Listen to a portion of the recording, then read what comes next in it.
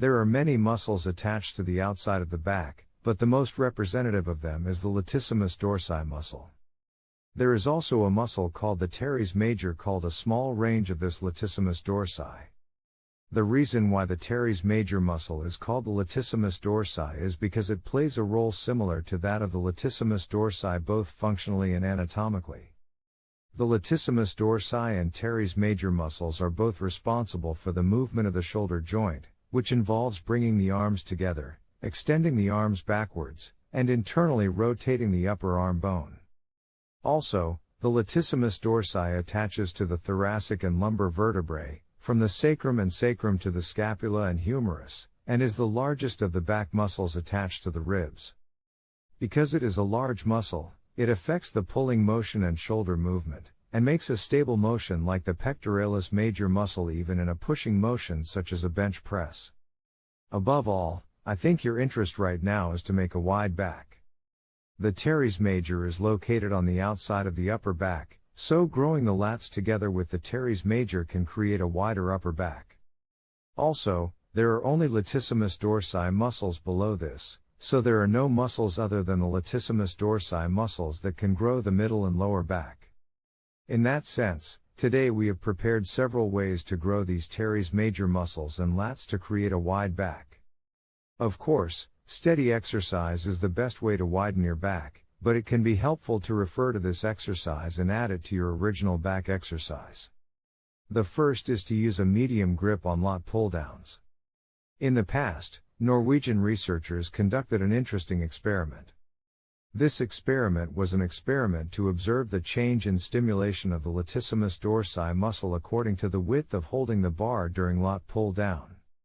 The activities of the latissimus dorsi and biceps were compared through electromyography when performing narrow grip, medium grip, and wide grip. As a result, it produced the strongest power when held with a midi-up grip and a narrow grip.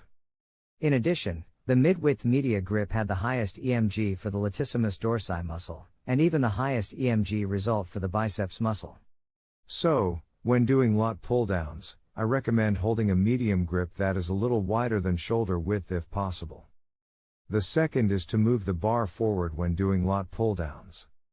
The teres major muscle and latissimus dorsi are attached only to the upper arm bone, and their representative functions include bringing the shoulder joint together, internal rotation, and extension.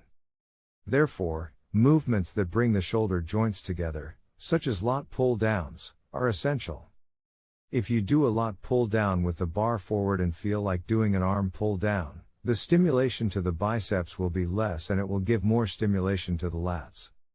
In addition, the teres major muscle is more activated when it functions to extend the shoulder joint rather than to bring the shoulder together and internally rotate. This is a better position for developing the upper back as it stimulates the teres major muscle more than a typical lat pull-down. Of course, this motion is not a standard posture because it is a motion with slight variations. If you do this new movement along with a regular lat pull-down, you can give your lats a new stimulus, so it's good to proceed with a regular lat pull-down. The third is arm pull-down using a rope. Arm pull-down is a movement that extends the shoulder joint, stimulating both the latissimus dorsi muscle and the teres major muscle. Ropes allow you to move your arms farther, with a greater range of motion than using a bar. When the arm is extended more backward, it has the effect of further stimulating the lower lats. Therefore, it is recommended to use a rope rather than using a bar to progress through a greater range of motion.